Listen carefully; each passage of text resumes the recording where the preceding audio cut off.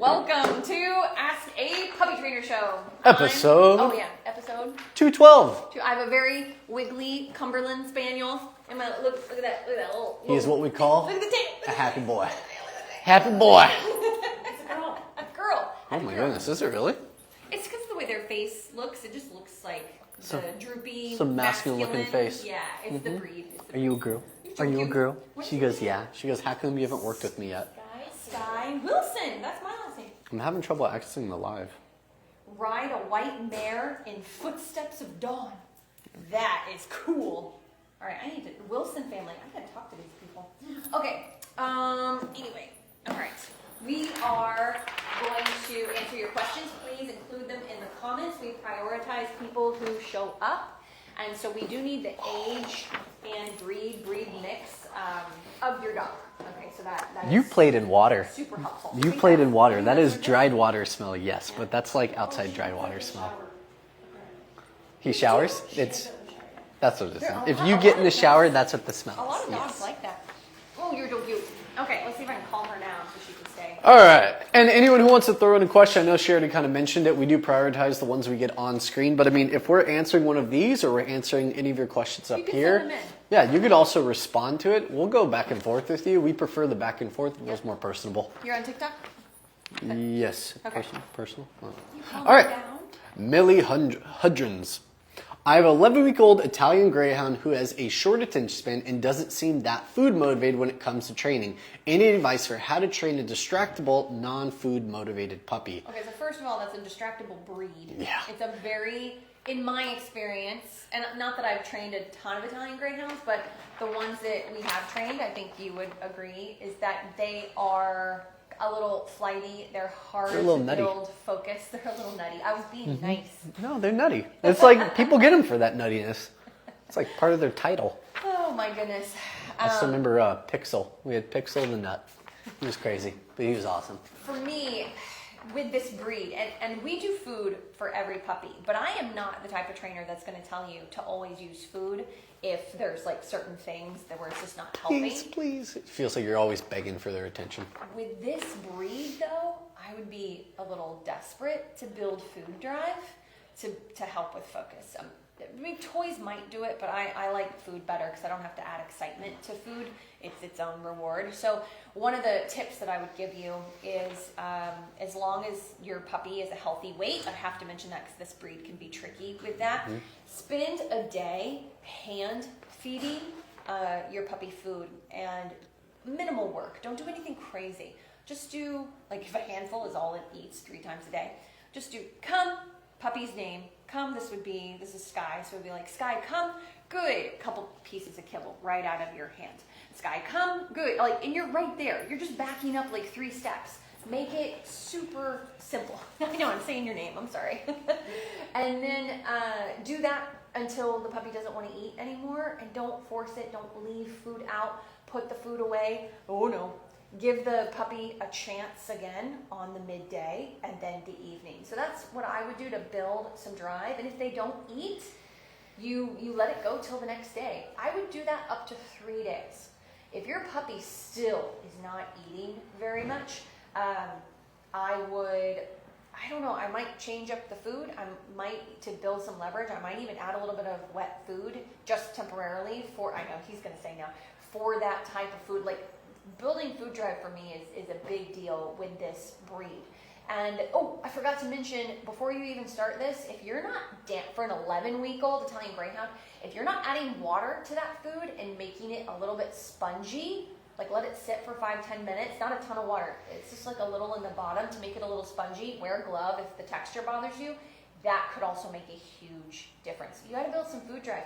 If you still don't do it within a few days, I would try a different type of food. I would, slowly switch them over, see if there's some drive in another way, maybe a topper like Stella and Chewy's. I don't know. Like, I would really focus in on trying to build some drive and teach your puppy that food does not come out of a bowl. Food comes out of my hand, even if it's a handful 3 times because you've only got 2 minutes for something simple like sit and come. That would be the way that I would go. What do you think? NutriCal. NutriCal? Yeah, that's always my go-to. I do a lot of little tiny service animals, and it's really... You mean ESA dogs? No, a lot of them are actually service animals. You can still do DPT. You can still do deep pressure therapy with the tiny dog. I guess so. Tiny woman, tiny dog. It all works out. Okay, back to the point. I'll relate to that. Bethany, you cannot you just can't follow the track, can you? You're like ADHD Sparky brain today. Wait, stop. You are literally burying yourself deeper in this. Let me answer the question first. You said tiny, so like an Italian Greyhound, Chihuahua. Oh no, I'm talking a dog. toy poodle. I'm talking like a 4.5 pound toy poodle. Yeah, tiny. Whatever people. All right. Conversation for another time. How do we do these little dogs? How do we kind of help them to follow? One, I'll do a treat stick to kind of be able to give obedience and get some followability. A lot of times, if I crouch down really low for some of those smaller dogs, the only real purpose they have when I get low is, they get excited because low us means affection. It's either we're low on the ground with them, we're picking up holding them. Treat sticks are really, really cool. They're basically like this little extendable stick that can clamp onto a treat. I take a treat and put it in there like a piece of kibble. Probably kibble, could kind of go off what she's saying. And then I put like a dab of NutriCal on it, just a dab. And when the dog eats the NutriCal, it kind of absorbs in the kibble. It makes them want to eat the kibble. I'll do the first 5 or 6 with it, the next 2 or 3 without it. They still want to eat the kibble usually. Then I'll do another few with it. It's like kind of counter conditioning, but even all that aside, NutriCal is actually good for dogs. It's not bad for them. It's just a weight gainer. So you could even probably go into a bit of like a deficit, or you can add a little bit more NutriCal and then go into a bit of a deficit when you need to wean off the NutriCal and your dog skips a meal or two. You've added extra calories. That's hard to put on Italian Greyhound in any case by giving the NutriCal as well. So even if you decide to wean off of doing like the NutriCal, you can still use the kibble and wean off for a few days doing that. I am so stealing this dog. Just chill now. You got her. This would be a perfect Evie dog. Perfect Evie puppy. Okay. Perfect. Next question. That's my little girl. She's wonderful. I love you. The smushy face. She's wonderful. All right, next question. In the event, what? We just said we prioritize these people, so. Well, you got to be on the game. I know. I'm sorry. I was enjoying snuggling with this puppy. Tell him what he is. The Cumberland Spaniel. That's why, like, she looks a little different. She has like a scrunchier face. It's a bigger block face. It's a Cumberland Spaniel. We've only had one other cool dogs. Really cool. They really are cool dogs. They act like they're lazy, but they're kind of like bulldogs. They have these spurts of prey drive and arousal, and you're like, whoa, where did that come from? Why are you not listening to me? And then they go into like hibernation mode again. And then they kind of go. I think she just realized Dakota's there. Like she just like saw her and focused on her. Notice my dog. Let's go ahead and put her away before I dive into the online comments. It's just easier. Oh, they're built very hardy. Oh, I love Cumberland Spaniels. I actually forgot about them. When I was going through my like breed list of like a dog for Evie, I was thinking about Cocker Spaniel. I forgot about. Look at that happy nub. He's so happy. He's so happy. Ricky's. Because he started wiggling. She has a business brain, dog trainer brains. Yeah. But anyway, we keep calling him he. Okay, Leaz says we have Amor. Amor? Is that the dog breed or the dog's name? Amore. 4-year-old and Charlie. That's probably the name. We have Amore and Charlie, 9 months old, Labradoodle. Still chases the older dog, and older is passive. Lets him smell the privates area, and I don't know why. Well, I mean, because that's how dogs do it. That's how they communicate. They get up in the grill and they hang out for a while. They're like, where do you live? How did you sleep? What did you eat? How's your digestive system?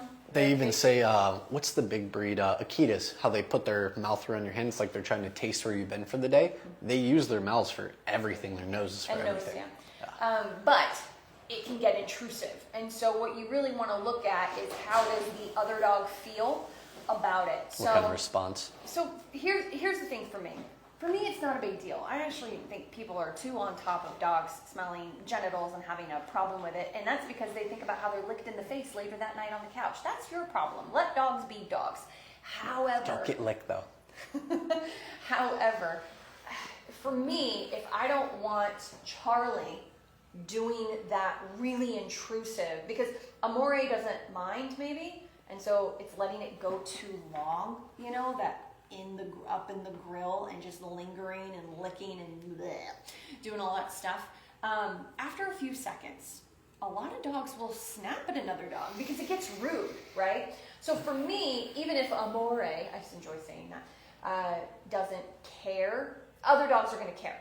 So if you want to ever have Charlie around other dogs, you need to start teaching better social skills. So you would need to intervene.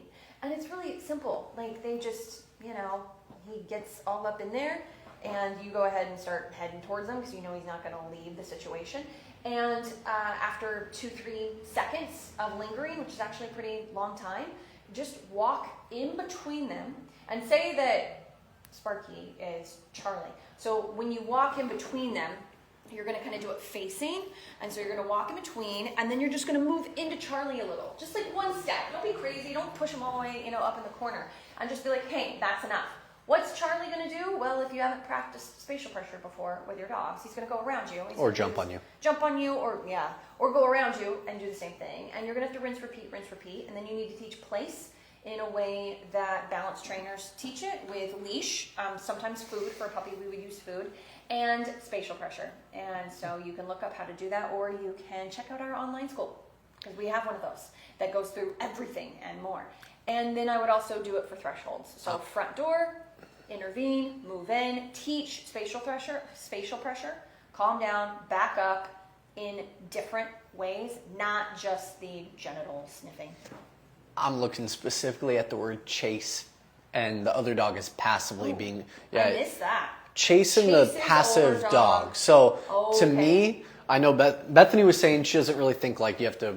Did you mention having to drag a leash? I know you mentioned having a leash on, being able to redirect. 9 months old, you need some extra leverage. Yeah, I think I want a leash on. Agree. She missed the chase part, but what the chase part means is that your older dog is constantly having to leave the situation, leave the space, but it's actually building confidence in your 9-month-old every time that 4-year-old leaves it, until eventually maybe your 8-month-old, 9-month-old gets a bit more dominant, and now you have a dominance battle. Now you have the older dog doing those snaps that she's mentioning. It's not the good kind of confidence. No, it's not.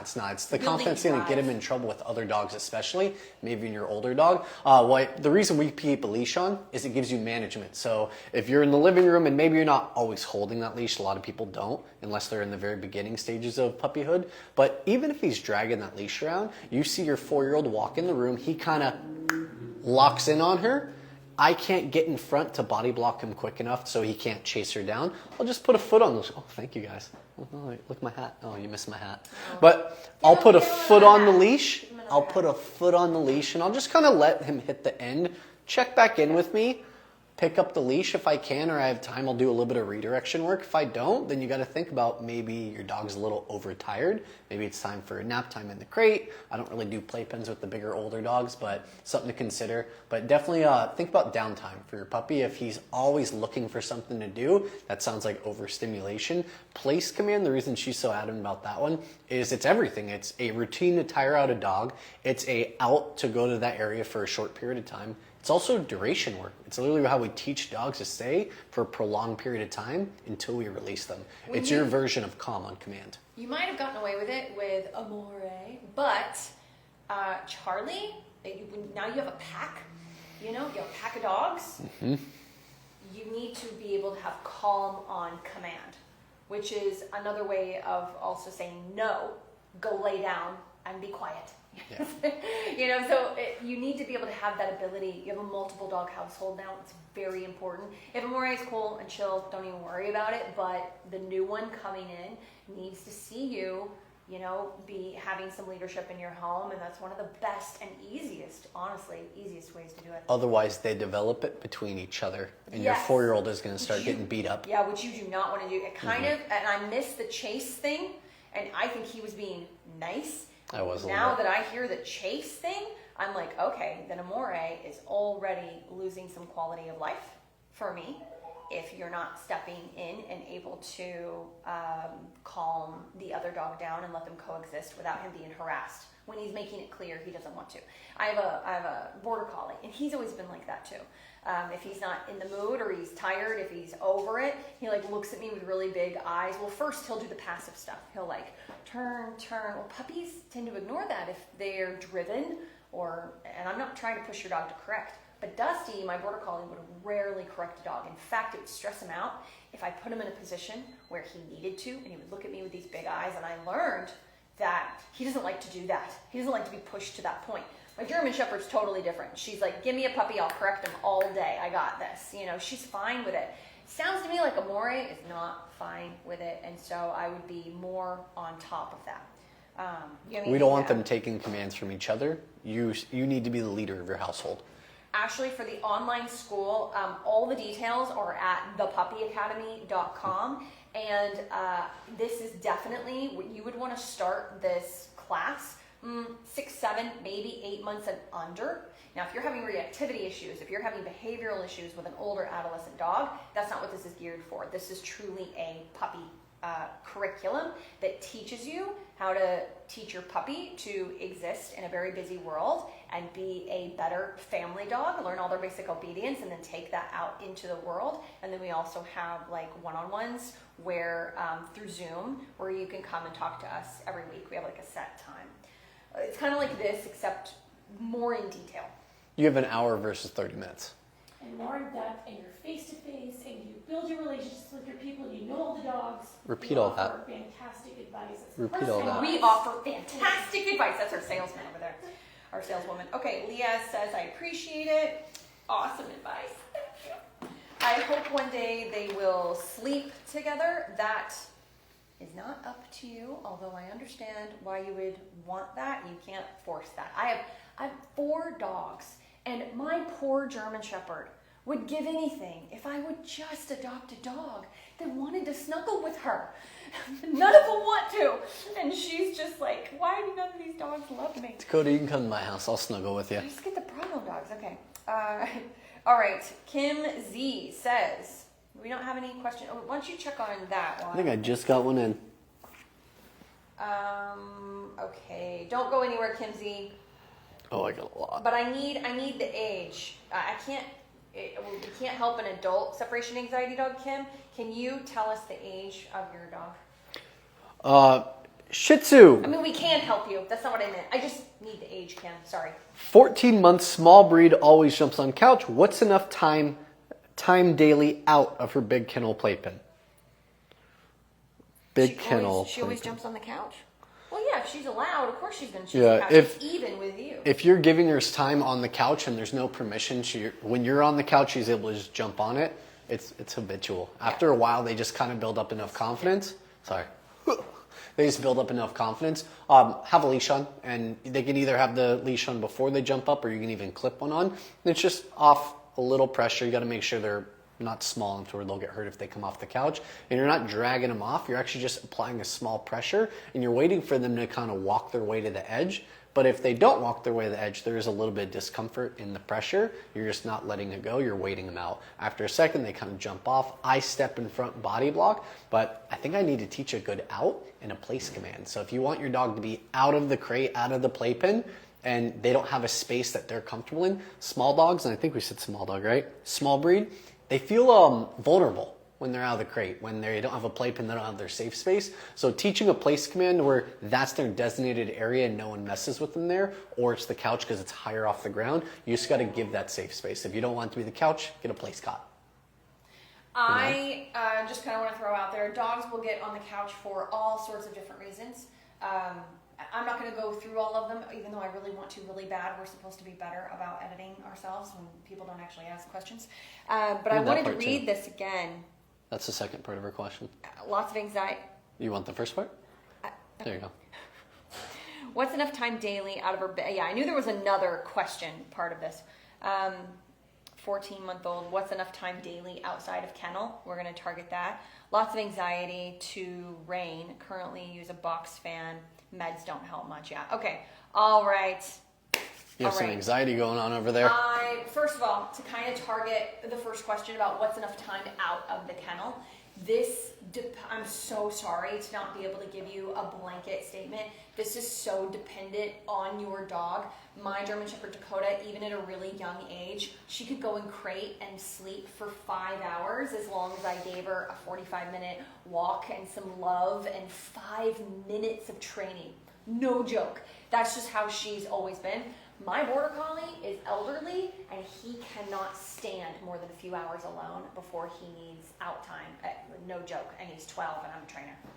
You know, I mean, we could do it if we had to. I could put him in crate, but I'm talking about if he was loose. Quality of life. Yeah, so my point is that every dog is so different. So if you're telling me these other things like anxiety, I'm like, okay, you need a plan. You need a schedule. And you can have a schedule for your work days and then only a slightly different schedule for your days off.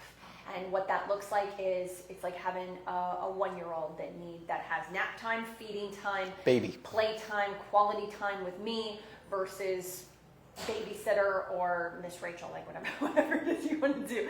And so you need like your schedule throughout the day, right? And so I would be very focused. It is about quality over quantity. And it's like, okay, you get 15 minutes out of crate or playpen, whatever you're doing, first thing in the morning for me to focus on training. And we're going to focus on come and sit with your breakfast. 15 minutes. Then you're going to get 15 minutes with your green bone, your Nyla bone chew. And then I'm going to put you another potty and back in playpen for 2-3 hours, if that's what works.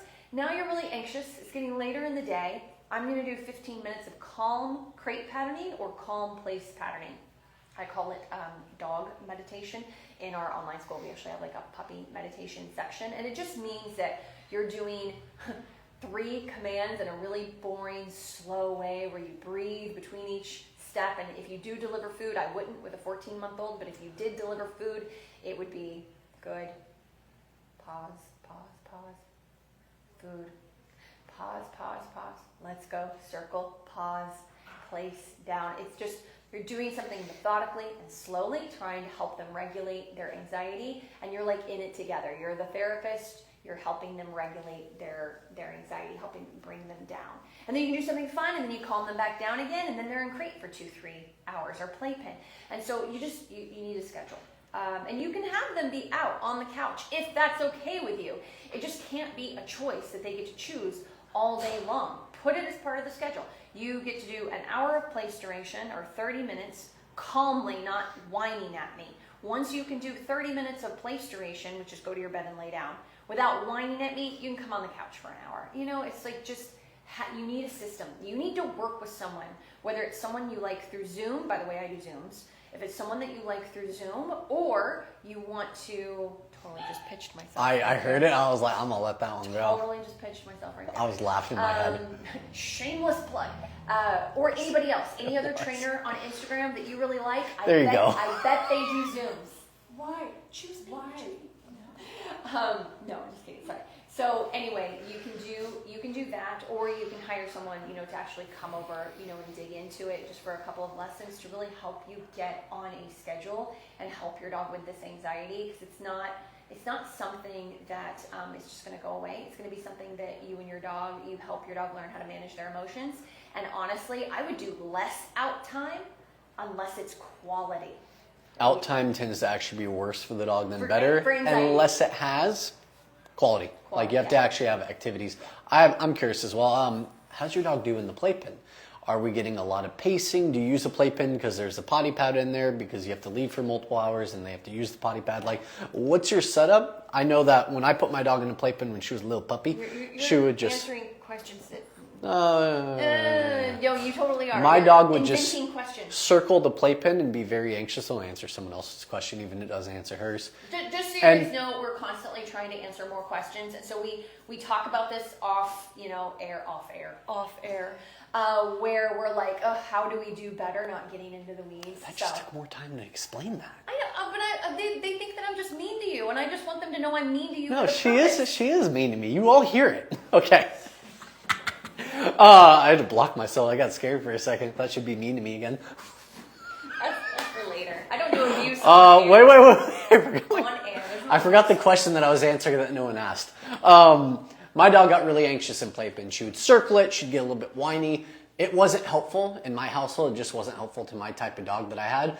When I started doing crate and I just would only do crate, or the dog would be out doing place and then training, that seemed to really, really help my dog calm down. She would do a couple paces back and forth. The crate was only small enough for her to do a turn and lay down. That's all they really should be. And after a couple back and forths, it was like, okay, I'm good. I'm secure. This is my space. And she would lay down and kind of just start knocking out and going to sleep. When I would bring her out, it was all about the quality time. It was all about making sure I had good walk, play, training. Everything was productive. The minute I didn't have something to do for my dog, she was part wolf. She was kind of wild and crazy. She would start biting. She'd start chewing. She'd start eating her leash. She would eat anything around her. If you're seeing anything anxiety-like to that, that means more crate time, less play time. It's not going to help. Or sorry, playpen time. Yeah. Here she's no. Play with your dog. Yeah, no, I'm just trying to create a full picture. All right, so this kind of jumps Kim, if you're still on over here. Kim has a 1-year-old that's having separation anxiety in crate, and she's not able to potty train efficiently. You know, I've got more questions. If you're still on, feel free to answer them, but we don't have a ton of time left to dig into it. I'm sorry about that. But why are you potty training a 1-year-old, first of all? So I'm going to assume that you just have really struggled and you're having it's just not working. Yes, is that what she said? Yes. Okay. So it's not like a rescue dog that you just got. Okay. So yeah, and that's what you're answering yes to, is that you've just never been able to potty train this dog. Oh, yes, he's a rescue. Okay, cool. So you haven't had him very long and you're trying to potty train a 1-year-old that hates crate. I just got him last week. Did you say ouch? Yeah. Yeah, ouch. Okay, Ouch. so first of all, I'm not going to just leave you with no help at all. However, separation anxiety, 1-year-old rescue, not potty trained. This has professional one-on-one training written all over it. About 8 to 12 sessions. What? Okay. Yeah. First of all, I have trained separation anxiety dogs via Zoom in 3. So don't listen to him. He's 8 to 12. No, don't listen to him. Don't listen. 8 to 12. No. 8 to 12 sessions. Stop it. Oh my gosh. I agree. He's just being ornery now, Kim. This is not about I'm you. not. This is about me. He's just being ornery. So it really depends on the type of separation anxiety. If he's breaking his teeth and bloodying his nails to get out of crate, you need a board and train, or yes, 8 to 12 lessons. But I doubt that's what's happening here. So just don't look at him, okay? Just focus on me. That's for me. I'm trying to focus on what I want him to say without him annoying me. See how it feels. Please, don't make this about you. Okay, so here are just some little things that I would think about, but I do want you to keep that in mind, is that this has a one-on-one Zoom and one-on-one in-person help written all over it. Now, I would, if you have time, please, you're communicating. So, is it whining? Is it just panting heavily, barking for hours? Like, what are you seeing when the dog is in crate? If you could just give us a little bit of feedback on that, that would help tremendously me help you figure this out, since he is being ornery. I wasn't being ornery. You are being ornery. That was my last program. But I had a really, really, really, really older crate anxious dog that had potty accidents. It took about 8 to 12 sessions. Yeah, but so many people don't have that bad of anxiety. Barking and yelping. Okay, yeah, that's not great. When it's a year old, that's pretty bad. It means it's gotten bad. It's usually out of the level of separation anxiety and in severe separation can we help anxiety. her, instead of you make excuses for why it takes you 8 training sessions to do separation? 8 to 12. 8 to 12. Not 8. Stop, 8 to 12. Stop. Okay, so You want to go about it, I'll do it. Okay, so this is just a lot to unpack. Irritating his trachea. Yeah, probably. So here's the thing. You have no idea what this dog's past is, and it doesn't matter. You have to look at it as this dog is coming in and you've got your trainer hat on. There is no cuddling on the couch right now. There is no, letting when you come home and love. Just look up how to prevent separation anxiety and you'll see what I'm talking about. It'll say, make the dog earn more. Don't just be permissive and pet it every time it comes up to you, because that's the dog training you. There's so much to this that's not even related to crate. A lot of times it's how you are with the dog outside of crate. But here's the thing. This dog came to you like this. You didn't create it. So we just want to make sure that you don't continue to do things that nurture crate anxiety. Now, do you know, you may not know, it's only been a week, do you know if this dog just hates crate, or hates being alone?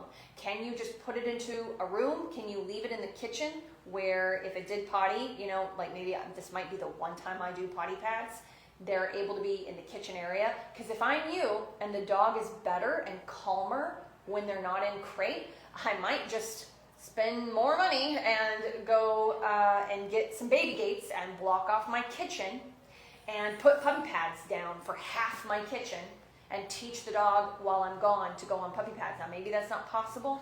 I'm just saying there are a lot of factors here at play. Just hates crate. Okay, so maybe your potty training takes triple the time and you're not able to use crate right now because you need to focus on other things.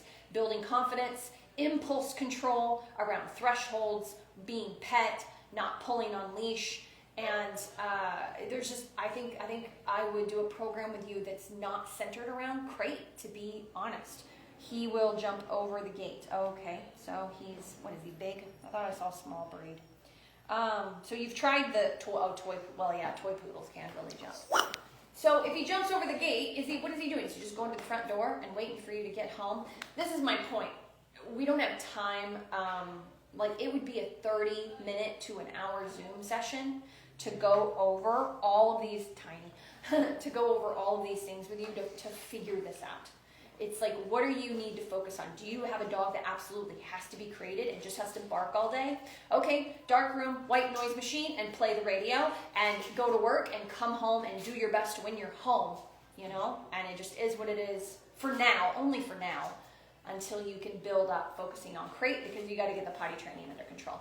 Or would it be better for everybody to just put him in a bathroom, even, unless he's going to chew your door up, but is he calm in the bathroom when you leave? There's just so many parts to this. I'm sorry that I can't just give you an answer that helps, but hopefully that gives you something to think about. Do you have something, 60 seconds to add? Stop carrying the toy poodle. Stop carrying the toy poodle, yeah? The minute I saw a toy poodle, I was like, yeah. But that's so, Every such a toy bummer. poodle owner goes through this at some point. It's usually not that bad if they get them a little bit younger, but yeah, I mean, you kind of walked in this one a little bit, so yeah, good luck. Yeah. Keep coming back. We'll keep giving advice. Yes, and really, like, please reach out to someone. She said I don't. Sure you don't, Kim. Sure you don't. No, but seriously, you got to reach out to someone that you like, and you need to get a Zoom set up to really unpack this stuff, and then a few one-on-ones, because it's important for a number of reasons. It could be the anxiety, it could be the potty training, whatever it is, whatever habits your brand new rescue dog is exhibiting now. It is who the dog is, but in 2, 3, 4 weeks, it's going to be you wrapped into who the dog is.